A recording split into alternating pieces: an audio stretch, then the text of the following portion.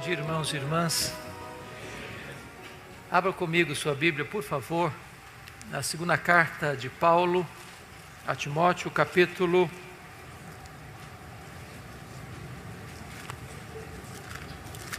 de número 4, versículo 2. 2 Timóteo, capítulo 4, versículo 2.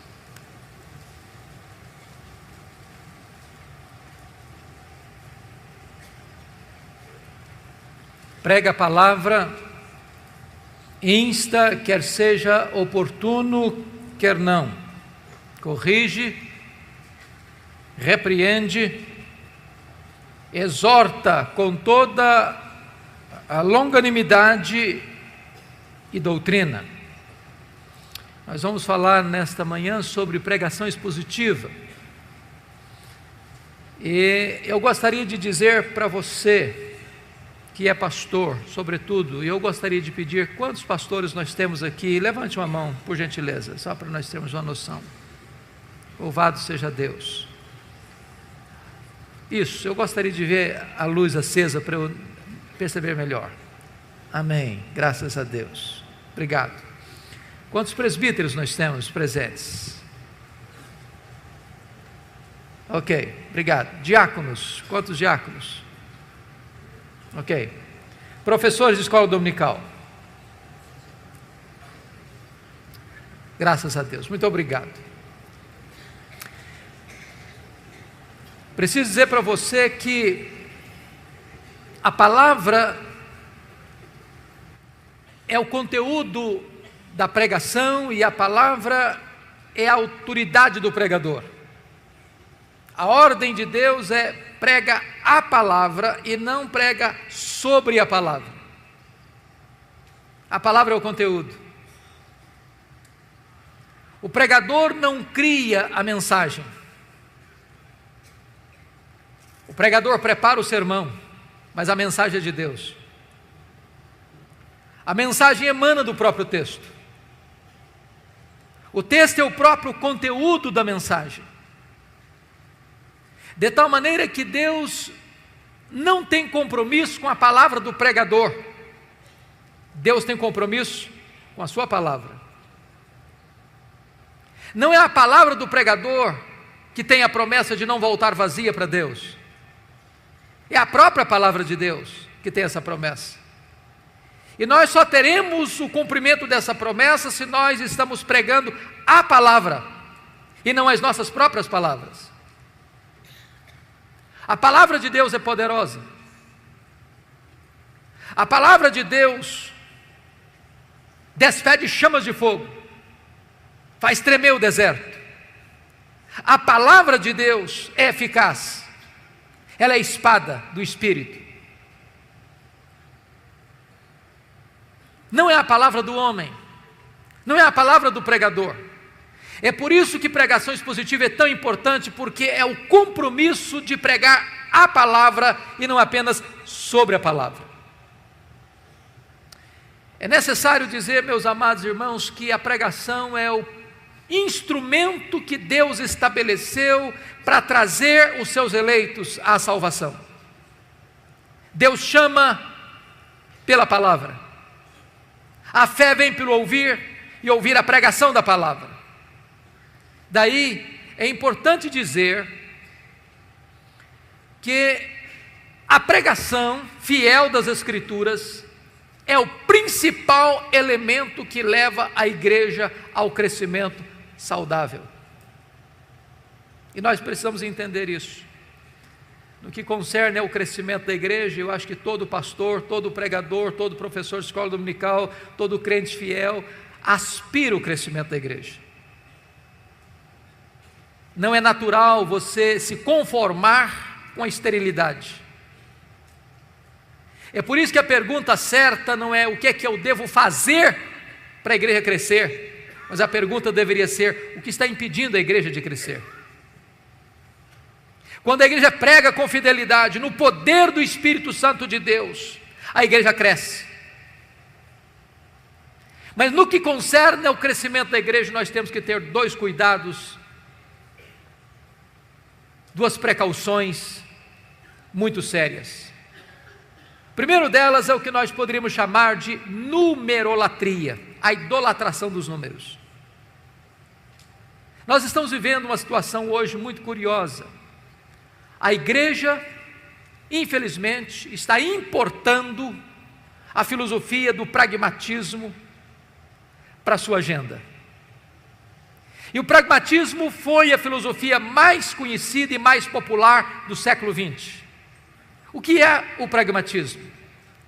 É quando você diz assim: eu não estou interessado na verdade, eu estou interessado naquilo que funciona. Eu não me importo com o conteúdo, eu quero saber quais são os resultados.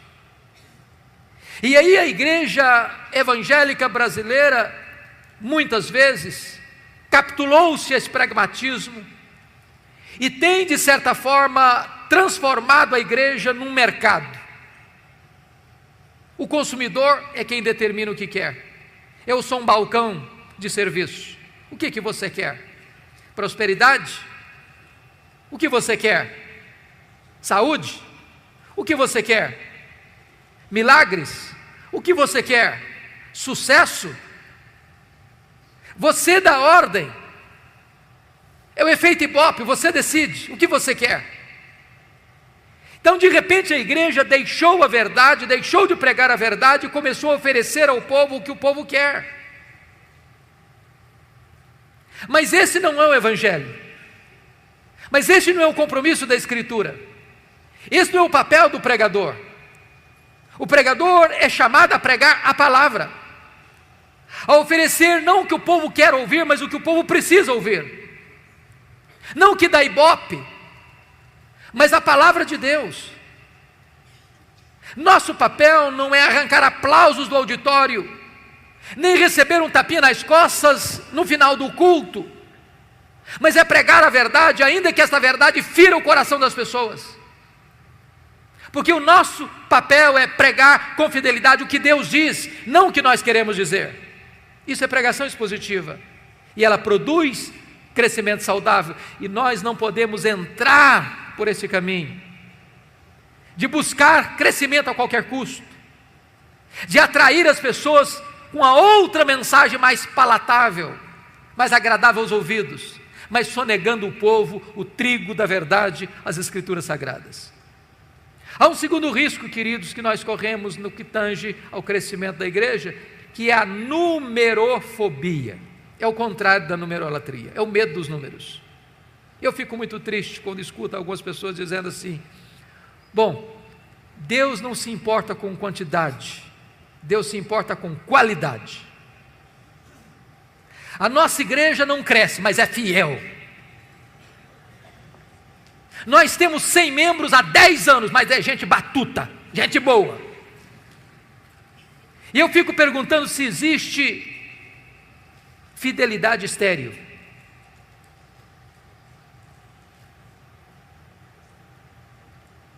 Muitas vezes nós tentamos justificar com a nossa teologia a nossa omissão, o nosso fracasso, nossa falta de poder espiritual, nossa falta de compromisso com a verdade.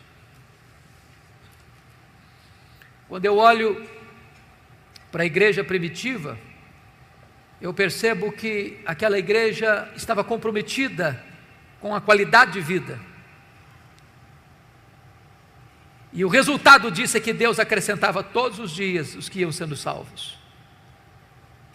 Quando a igreja tem qualidade, Deus dá a ela quantidade. Eu olho, por exemplo, aquela igreja sendo atacada de diversas formas.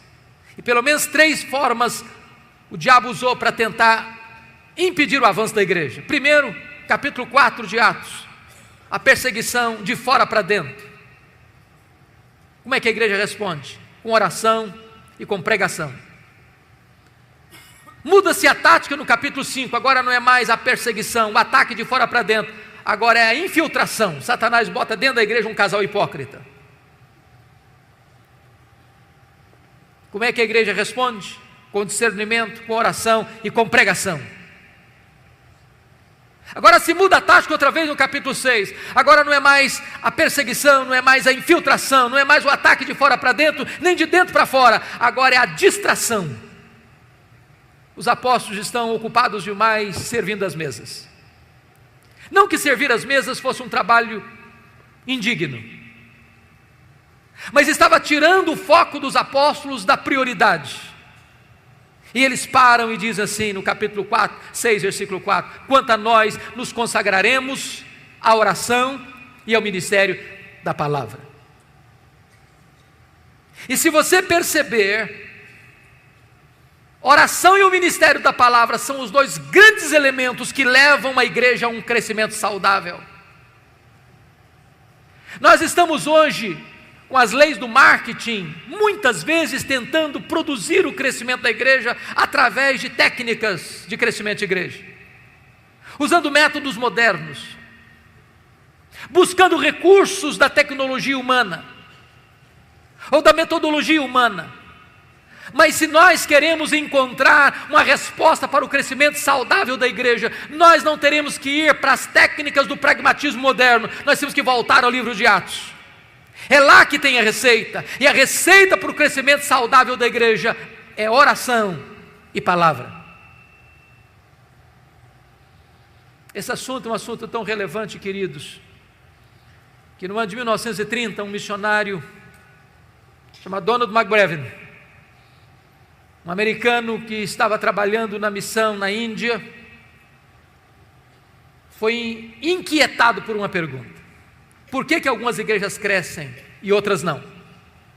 E para responder essa pergunta, ele deixou o seu trabalho administrativo e percorreu vários países e continentes, fazendo esta mesma pergunta, examinando tantas igrejas. Por que algumas igrejas crescem e outras não? Este homem visionário chegou ao ponto de criar um instituto de crescimento de igreja em Oregon, nos Estados Unidos. E ele é tão apaixonado pelo tema que ele começou o instituto com apenas um aluno. E esse aluno nem americano era um boliviano. Mais tarde, 1965, o seminário de Fuller, na Califórnia, convidou-o para vir e abriu ali o que nós chamamos de um Instituto de Crescimento de Igreja. E Donald McBrevin foi um homem tão importante na sua época que ele foi considerado o mais importante missiólogo do século XX. Até porque a igreja naquele tempo estava enfrentando dois graves problemas: liberalismo de um lado e o seu filho legítimo, que é ecumenismo. A igreja estava sendo devastada por essas duas frentes. Porém, com o tempo, o movimento de crescimento de igreja perdeu o seu rumo.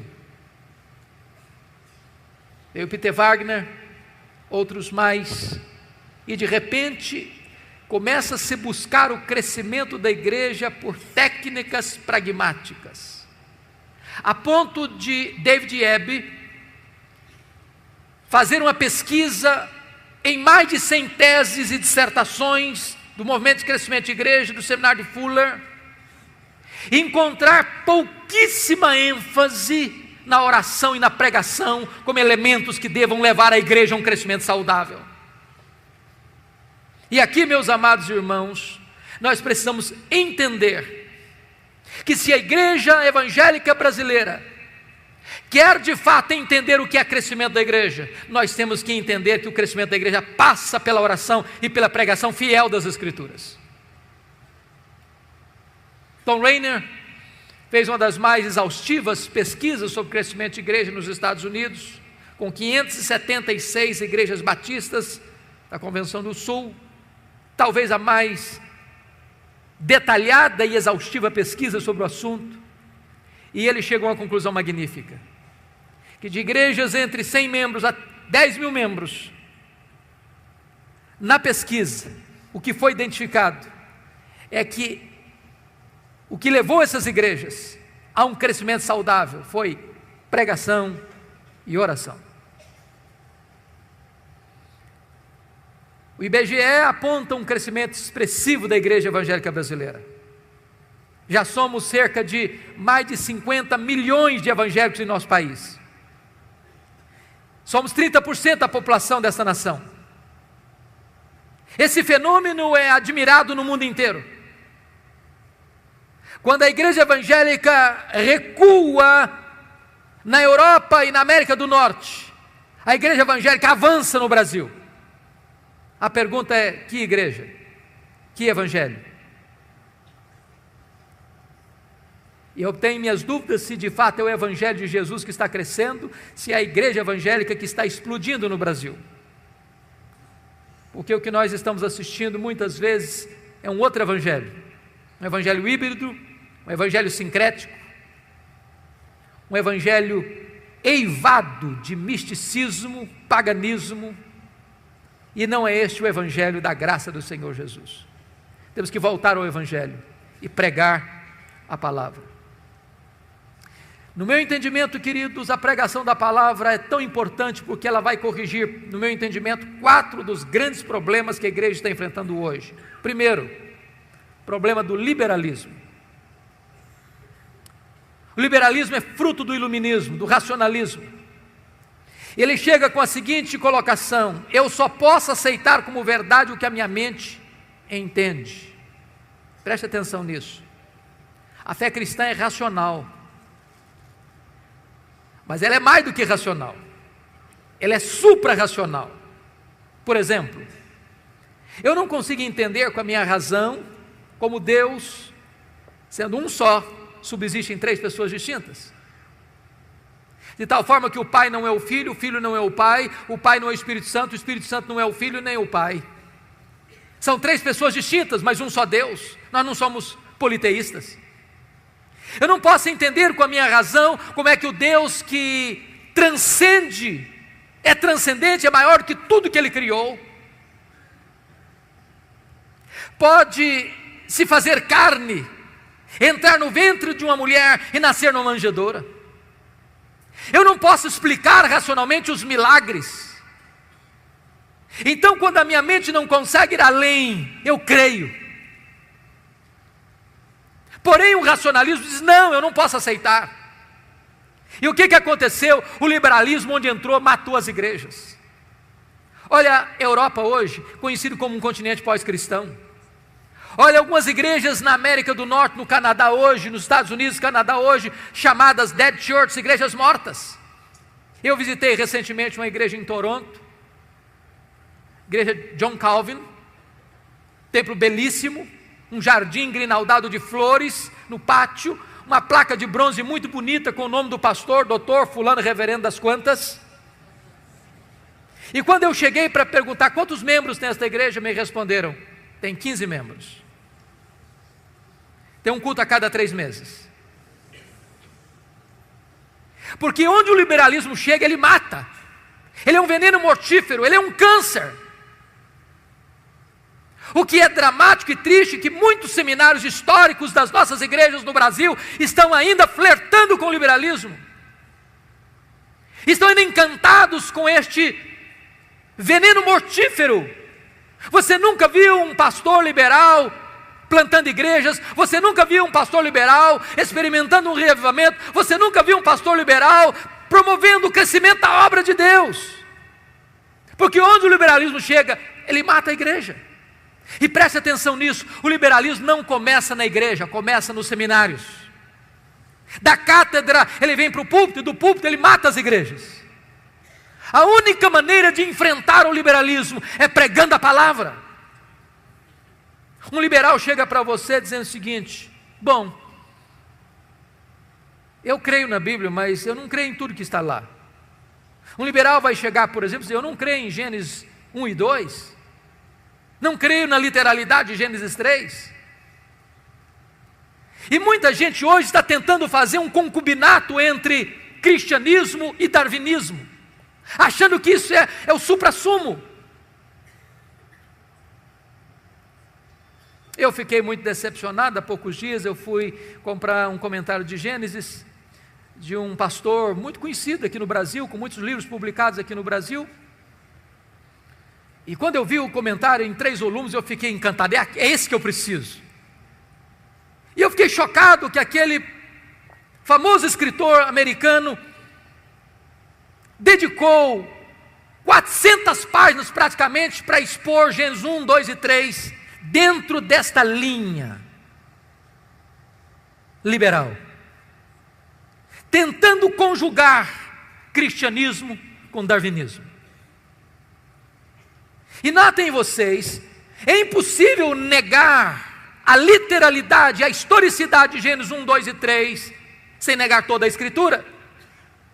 Porque a criação não está registrada apenas em Gênesis 1, 2 e 3, em todos os livros da lei, em todos os livros históricos, em todos os livros poéticos, em todos os livros proféticos, nos evangelhos, no livro de Atos, nas epístolas e no livro de Apocalipse. Nós teríamos que desconstruir toda a verdade de Deus para abraçarmos o liberalismo. É por isso que um liberal jamais será um pregador expositivo, porque não tem compromisso com a veracidade, com a inerrância, com a infalibilidade das Escrituras. Segundo lugar, a pregação expositiva corrige o problema grave que assola a igreja brasileira, que é o sincretismo religioso. De onde viemos? Qual é o nosso pano de fundo? Pagelança indígena, catolicismo português, espiritismo kardecista da França, cultos afros brasileiros. Agora nota o que está acontecendo hoje. Muitas igrejas hoje não fazem mais uma peregrinação a Juazeiro do Norte, nem a Aparecida do Norte, mas usam a rosa ungida, um copo d'água em cima do rádio, sal grosso. O que nós fizemos? Simplesmente mudamos o rótulo, mas o conteúdo é o mesmo. Se a igreja evangélica brasileira não se voltar para as Escrituras, ela corre o risco de entrar por esses caminhos. E aí nós fazemos 7 sextas-feiras especiais, não pode ser 5 nem 6, tem que ser 7. E aí nós botamos uma placa na porta, uma faixa, terça-feira dos milagres, e se Deus não fizer, está encrencado, que nós já agendamos para fazer. E nós criamos técnicas e mecanismos para atrair as pessoas, mas sonegando a elas a verdade de Deus. O papel do pregador é pregar a palavra. Meus amados irmãos, se nós não crermos na suficiência da Escritura, nós vamos ter que ser muito criativos. Sabe por quê? Porque se você criar novidades, isso passa, isso é igual chiclete. Você começa depois a mastigar borracha, aí você tem que criar outra, e outra, e outra, e outra, e outra. Prega a palavra. Essa palavra é viva, essa palavra é atual, essa palavra é poderosa, essa palavra é suficiente. Prega a palavra, é a ordem de Deus. Mas há um terceiro aspecto que eu acho que a pregação expositiva corrige, queridos, que é o problema da ortodoxia morta. E eu estou me dirigindo talvez a um grupo grande de crentes históricos nesse país, e talvez esse seja o nosso maior problema. Talvez a maioria de nós aqui não pregue heresia. Talvez a maioria de nós aqui não aceite qualquer novidade no mercado da fé.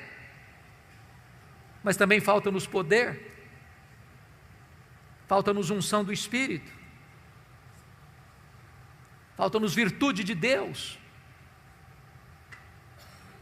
Dr. J.I. Packer disse que não tem nada mais solene do que um defunto dentro de um caixão. É soleníssimo, mas está morto. Ortodoxia morta mata.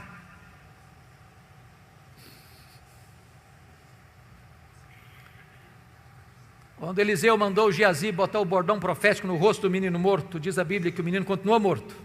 O problema não era o bordão, o problema é quem carregava o bordão. A mulher de Sarepta disse para Elias: agora eu sei que a palavra de Deus na tua boca é verdade. Isso me faz tremer, porque a pergunta é: meu Deus, então será que a tua palavra na minha boca pode não ser verdade? Porque uma coisa é proferir a palavra de Deus, outra coisa é ser boca de Deus. Eu tenho que concordar com Ian Bounds, um metodista piedoso do século XIX, quando ele disse que nós estamos à procura de melhores métodos e Deus está à procura de melhores homens. Deus não unge métodos, Deus unge homens. Homens mortos tiram de si sermões mortos, e sermões mortos matam.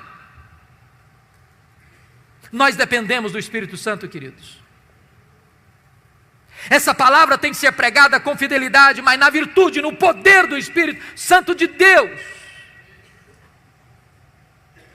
Perguntaram certa feita para Dwight Lyman Moody: Moody, qual é o maior problema da obra? Moody respondeu: o maior problema da obra são os obreiros. Talvez você e eu sejamos o maior problema da igreja. Se o púlpito pegar fogo, os bancos também pegarão. Se o pastor for um graveto seco a pegar fogo, lenha verde vai começar a arder. Não basta apenas pregar, é preciso pregar como Paulo disse, no poder do Espírito, em profunda convicção. Mas eu penso, amados irmãos, que a pregação expositiva vai corrigir um outro aspecto sério hoje, que é a superficialidade. Muitos pregadores estão dando uma sopa rala para o povo. E eu vou lhe dizer uma coisa: a ovelha faminta é a ovelha susceptível aos lobos. As heresias entram porque muitas vezes nós, pastores, não temos dado ao povo o alimento sólido da palavra de Deus. É triste, como tantos pregadores hoje não se preparam para pregar. E eu entendo o que Paulo disse na sua carta a Timóteo, que são dignos de redobrados honorários aqueles que se afadigam na palavra. É trabalho árduo, pesado. E aqui é um fato curioso, é que a maioria dos nossos membros parece que não entende que quando o pastor está estudando, ele está trabalhando. Talvez a ideia popular é que o bom pastor é aquele que toma 10 cafezinhos todo dia na casa de muita gente.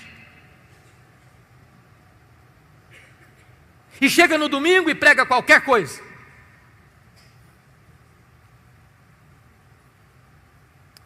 Certa feita, um membro passava perto da casa pastoral e viu o pastor estudando e perguntou: está descansando, pastor? O pastor disse: não, estou trabalhando. Na volta o mesmo passou, o pastor estava lá no quintal,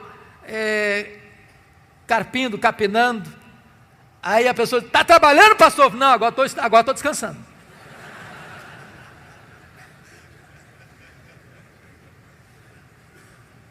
Se nós quisermos pregar expositivamente, nós teremos que estudar. Por isso, eu gostaria de dizer para você que nós poderíamos sintetizar a pregação expositiva em 3 verbos, e se você guardar esses 3 verbos, eu fico muito feliz. Acho que você entendeu a mensagem que eu quero passar nessa manhã. Pregação expositiva pode ser resumida em 3 verbos. Primeiro, ler o texto. Ler. Você já viu um pregador subir ao púlpito e ele atropela o texto que vai pregar? Ele lê o texto atabalhoadamente. Quando você vê tal coisa, o que você pensa? Ele não se preparou. Ele não conhece nem o texto. Ele não gastou tempo. Talvez ele está dizendo o seguinte: o que importa aqui não é o texto que eu estou lendo, é o que eu vou falar depois. Deixa eu dizer uma coisa para você: a parte mais importante de um sermão é o texto, porque só vai ser sermão se ele expor o texto que ele leu. Então é uma recomendação: leia o texto 1 vez, 5 vezes, 10 vezes, 20 vezes, leia, deixe que esse texto entre em você, se possível decore o texto. Leia com entusiasmo, leia com vibração, porque quando a pessoa vê você ler o texto e diz: esse homem tem alguma coisa para nos dizer. Segunda coisa, segundo verbo, explicar o texto. Calvino dizia que pregação é explicação da Escritura. A não ser que você explique o texto, você não pregou. Você conhece aquele tipo de pregador que lê o texto, vai embora do texto, nunca mais volta para o texto? Ele viaja, faz viagens internacionais e espaciais. E você pergunta, meu Deus, mas por que ele leu esse texto?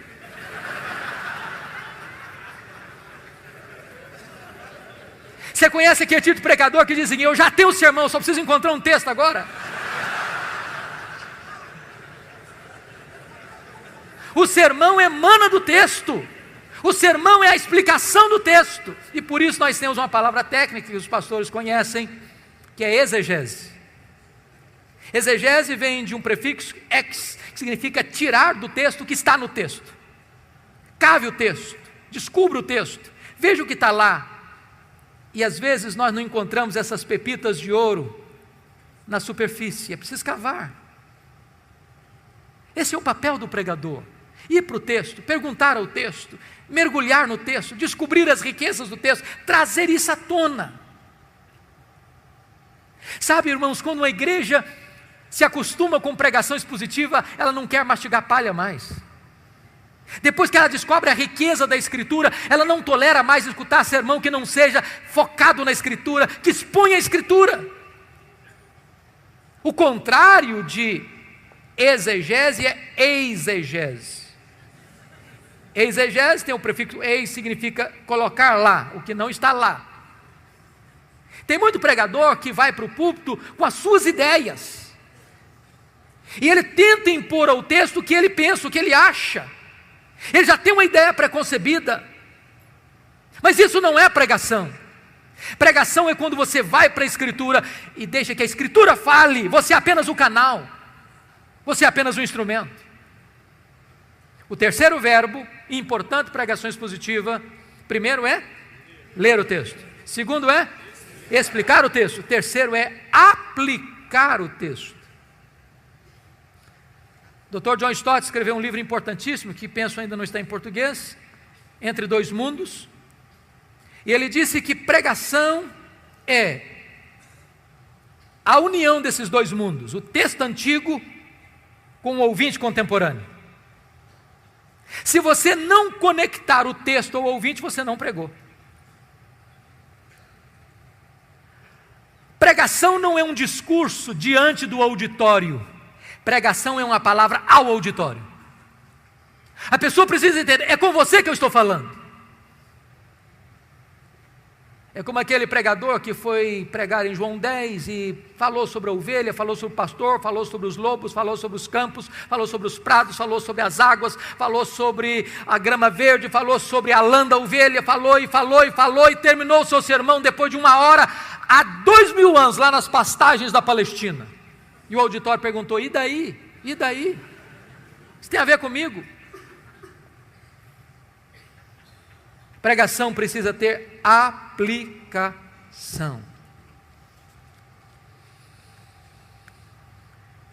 E aqui é importante uma coisa. Se você não interpretar corretamente o texto, você pode ser herético na aplicação. Você pode proibir em nome de Deus o que Deus não está proibindo. Você pode fazer promessas em nome de Deus que Deus não está fazendo. Você se torna um falso profeta, um falso mestre, um falso pregador. Haddon Robson escreveu um livro importantíssimo e ele trabalha sobre esse assunto, falando da heresia da aplicação. Quando o pregador não interpreta o texto, ele se torna herético na hora de aplicar o texto.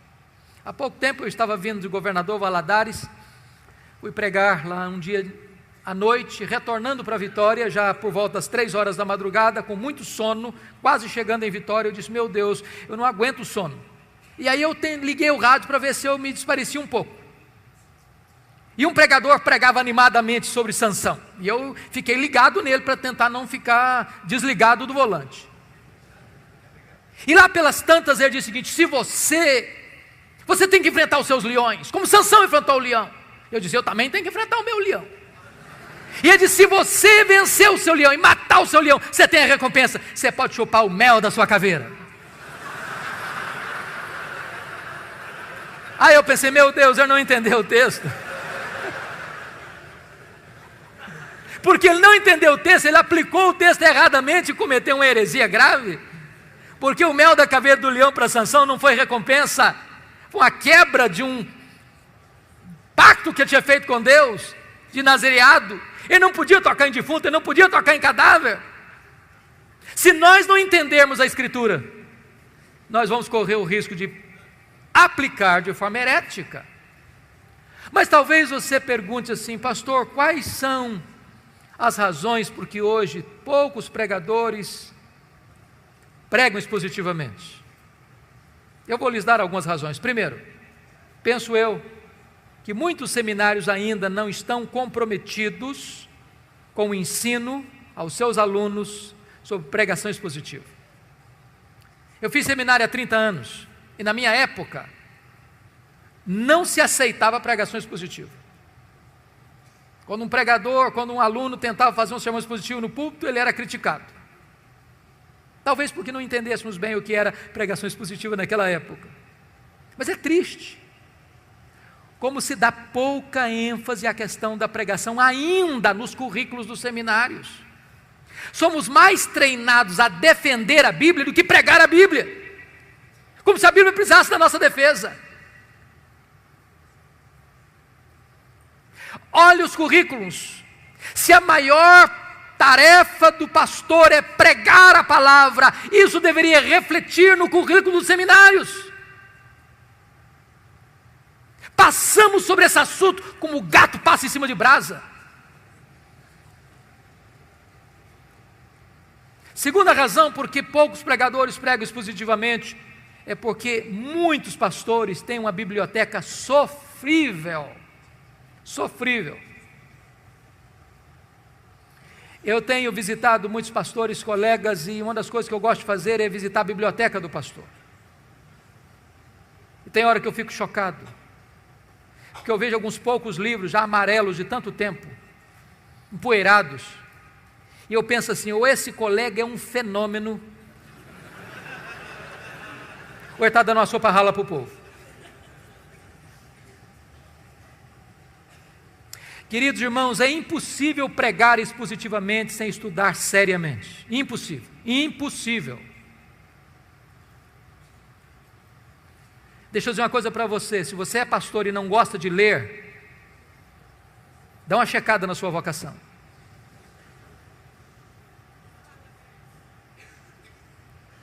Eu estou falando para líderes aqui, que não são pastores, e eu queria dar um conselho, se eu posso. Por que os pastores não pregam, não têm uma boa biblioteca? Por duas razões, pelo menos. Primeiro, porque o salário pastoral, em média, não é aquelas coisas tanto não. Quando um pastor às vezes empata o jogo para comer, eu já é um herói.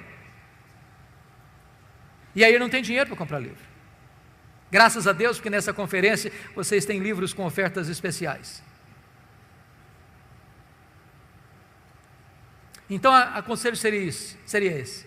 Se você é líder de igreja aqui, quem sabe você consiga lá na liderança botar uma verba para o seu pastor comprar livro todo mês.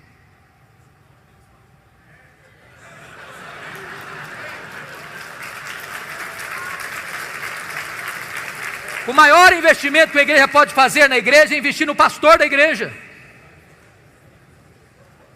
Agora, se o sermão não melhorar, corta a verba também.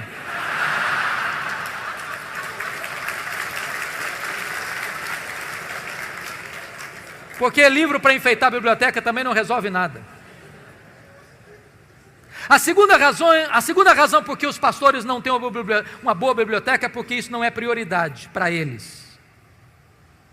Eu fui um seminarista muito pobre em Campinas, muito pobre. Perto do nosso seminário, ali na Avenida Brasil, em Campinas, tinha uma pizzaria. Eu passei 4 anos lá, nunca tive o privilégio de ir naquela pizzaria, nunca. Eu passei 4 anos no seminário com um ternozinho muito michuruco, nunca comprei um terno. Mas nunca deixei de comprar livro. Já passei no ministério 8 anos sem comprar uma camisa, nunca deixei de usar nova não, porque tem crentes generosos que ofertam ao pastor de vez em quando. Mas nunca deixei de comprar livro. Você não pode entender um pastor sem ferramenta para trabalhar. Você não pode entender um lavrador sem uma enxada na mão. Você não pode entender um cirurgião sem um bisturi na mão. Livro é matéria-prima do o pastor se preparar para pregar.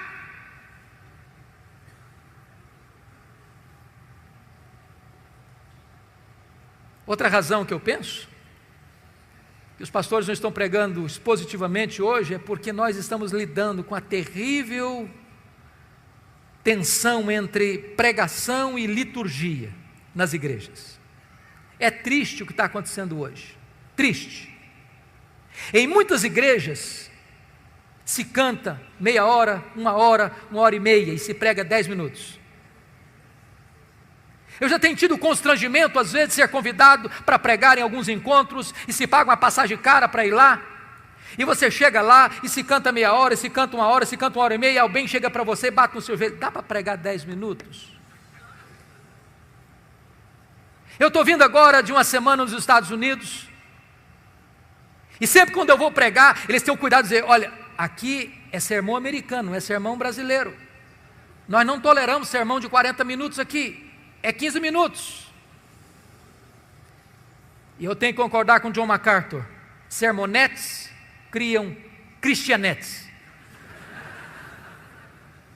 Eu não posso entender como você pode expor a palavra de Deus com 15 minutos. E é uma falácia você dizer o seguinte, não, hoje com a televisão, com a internet, com isso, com aquilo, o homem moderno não consegue ouvir um sermão de 40 minutos. Consegue sim. Se você se preparar, se você orar, se você se levantar no poder do Espírito Santo de Deus, o povo vai querer mais e mais e mais.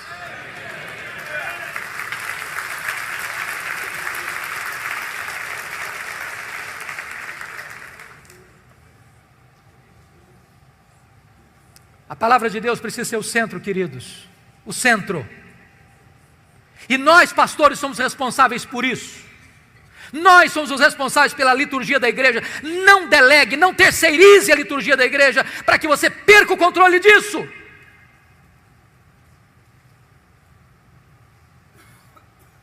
Estamos perdendo a centralidade das Escrituras, por isso deixamos de pregar expositivamente. Precisamos voltar às Escrituras, à centralidade das Escrituras. Mas eu vou lhe dizer quais são as vantagens de se pregar expositivamente falando. Quais são as vantagens? Primeiro, queridos, a grande vantagem da pregação expositiva é que você não tenha o desejo de ser popular, mas você tem um compromisso de ser fiel. O centro da pregação é esse, assim diz o Senhor. É a palavra de Deus, é a autoridade da palavra de Deus, é voz de Deus. Eu estive há 15 dias lá em Londres pregando e fui visitar Tabernáculo Metropolitano, onde Spurgeon pregou no século XIX. E eu peguei um de seus livros, lá na livraria da igreja, e chamou minha atenção um fato, eu já sabia disso há tantas vezes, já tinha lido tantas vezes, mas acendeu novamente ao meu coração essa verdade. Quando Spurgeon se levantava para pregar, ele tinha o seguinte entendimento: quando o povo escuta a pregação fiel da Escritura, não é a um pregador que o povo está ouvindo, é ao próprio Deus que o povo está ouvindo. É a palavra do Deus vivo que o povo está ouvindo, e nós precisamos criar esse entendimento, amados. Se o pregador é fiel, e se ele se levanta para expor a palavra de Deus, o povo está ouvindo a palavra do Deus vivo, e não a palavra de um pregador apenas. Este é o fato empolgante da pregação expositiva. Segundo aspecto, é que quando você prega expositivamente, você economiza um grande tempo. Talvez você que é pregador aqui, tem que pregar toda semana, às vezes 2, 3 vezes na semana, você sabe disso, não é fácil decidir o que pregar. É por isso que 90% dos pastores têm que tomar o omeprazol. Eles ficam angustiados, meu Deus, o que eu vou pregar? Chega na segunda-feira, ele está pensando, o que eu vou pregar domingo? O que eu vou pregar domingo? O que eu vou pregar domingo? Chega na terça-feira, ele está folheando algum livro. Chega na quarta-feira, ele está dando uma olhada em algum livro de esboço de sermão. Chega na quinta, ele está desesperado, olhando na internet. Chega na sexta, ele já está com angústia na alma. Quando chega no sábado, ele já está suando frio. Quando chega no domingo, ele prega qualquer coisa.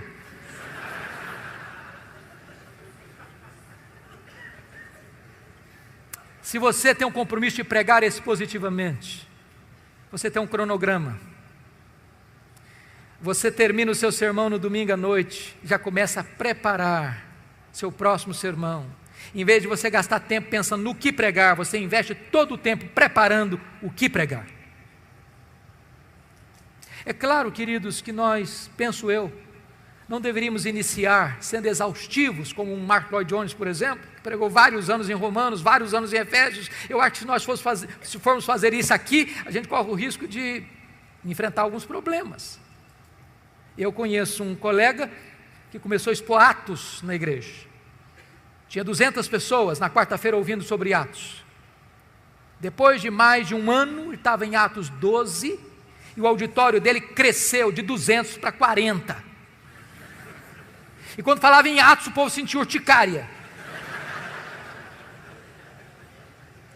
O problema não é a pregação expositiva, o problema é que às vezes as pessoas se perdem nos detalhes. Às vezes se pensa em pregação expositiva, lê um versículo, meus irmãos, essa palavra vem do grego tal, etc e tal, agora a segunda palavra também vem do grego tal, que significa isso, agora vamos para a terceira palavra. Aí o povo não entende, ele se perde no meio da floresta atrás de uma árvore. Então, se você não tem ainda o hábito de pregar expositivamente, comece com um livro pequeno, não seja tão exaustivo. Gere no povo gosto pela Escritura.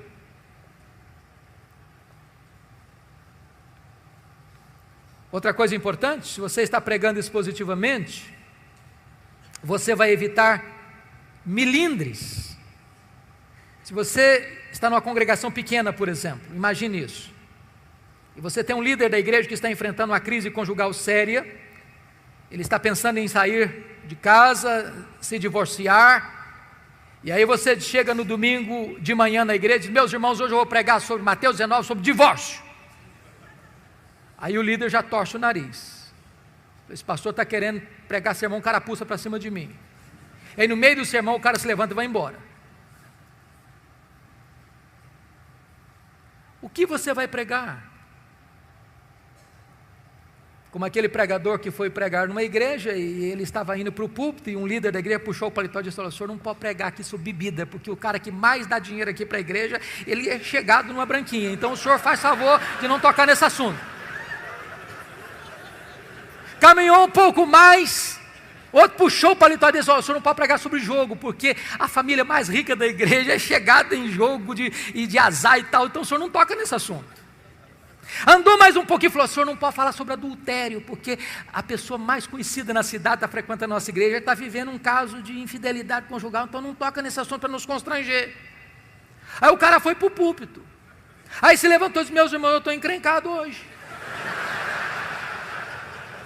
Eu não posso pregar sobre bebida, eu não posso pregar sobre jogo, eu não posso pregar sobre adultério. Aí levantou um gaiato no final do auditório lá, prega sobre os judeus, não tem nenhum judeu aqui.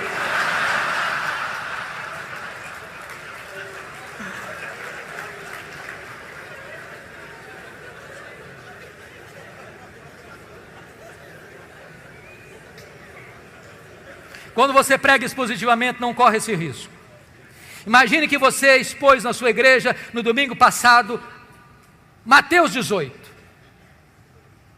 O que o povo espera que você pregue no domingo seguinte?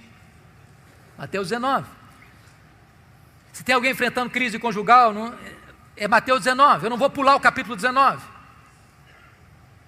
Evita milindres, constrangimentos, de alguém pensar que você está pregando sermão carapuz. Mas, amados irmãos, eu preciso dizer uma coisa para vocês. Tudo isso é tão importante, mas nada disso vai funcionar se você não colocar sua vida, seu coração dentro desse trabalho. A vida do pregador é a vida do seu ministério. É necessário entender isso.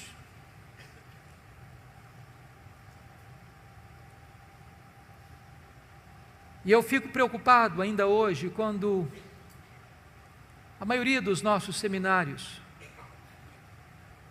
cuidam mais da cultura da cabeça do que da cultura do coração. É triste admitir isso, mas é um fato. Muita gente que vai para o seminário com o coração quente, sai de lá com o coração gelado.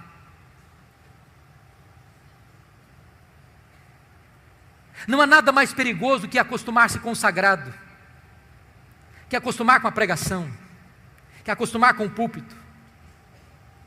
E de repente você faz isso como um profissional, virou rotina. Mas isso não mexe mais com a sua vida, isso não queima mais seu coração, isso não arde mais em sua alma. Como certa feita um pregador de Londres foi conversar com um ator famoso da Inglaterra e disse: eu não entendo uma coisa. Perguntou o pastor ao ator londrino: você prega uma fábula e as multidões vêm para ouvir você. Eu prego a verdade e ninguém quer me ouvir. E o ator respondeu para o pregador: é simples, pregador. Eu prego a minha fábula como se fosse verdade, você prega a sua verdade como se fosse uma fábula. Tem hora que eu fico perguntando: meu Deus, será que as pessoas acreditam que nós acreditamos no que pregamos? Um dia eu estava pregando em Salvador, e eu pregava sobre avivamento, e uma repórter da cidade estava lá para uma entrevista. Ela olhou nos meus olhos e me perguntou: o senhor acredita no que prega? Eu respondi para ela: eu creio firmemente no que prego. Mas a pergunta é curiosa e emblemática: será que as pessoas acreditam que nós acreditamos no que pregamos? Um dia, no século XVIII, alguém viu David Hume, o patrono dos agnósticos, correndo em Londres. E a pessoa perguntou: David Hume, o que você está fazendo aí correndo? Ele disse: eu estou indo ouvir George Whitefield pregar. Aí a pessoa ficou curiosa: mas você não acredita no que ele prega? Acredita? Ele diz: não, eu não acredito no que ele prega não, mas ele acredita no que prega.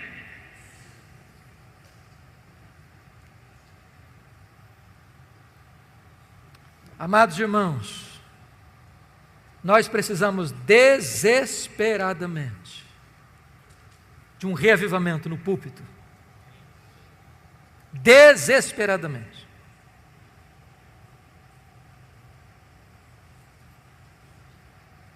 João Wesley dizia para os seus alunos: meus filhos, ponham fogo no seu sermão, ou ponham o seu sermão no fogo.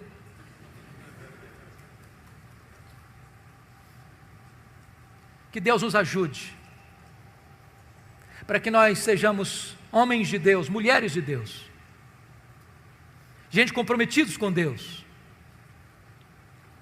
os vasos limpos que Deus há de usar para a sua glória. Que nós vejamos para a glória de Deus um reavivamento da pregação expositiva, da pregação bíblica em nossa nação. E eu estou seguro disso, irmãos: se a igreja brasileira voltar-se para a palavra, voltar-se para a pregação expositiva e pregá-la com fidelidade no poder do Espírito Santo de Deus, sim, nós teremos um crescimento saudável da igreja, para a glória de Deus, em nome de Jesus. Amém. Vamos orar, queridos. Vamos orar. Deus amado, aplica a tua palavra ao nosso coração. Esta palavra é um tesouro tão precioso. É o Evangelho, é a boa nova da salvação, é o poder para a salvação de todo o que crê, é a palavra viva, é a palavra eficaz, é a palavra poderosa, palavra infalível, inerrante, suficiente. Oh Deus, desperta o nosso coração para amar a tua palavra, enche-nos da tua palavra, a nossa mente, o nosso coração, a nossa alma, o nosso ser, e dá-nos o compromisso, Deus, de pregarmos a tua palavra, toda a tua palavra, só a tua palavra. E nós entendemos que quando isto é feito, por mercê e graça, tu operas maravilhas no meio do teu povo. Bendito é o teu nome, em nome de Jesus. Aleluia. Amém.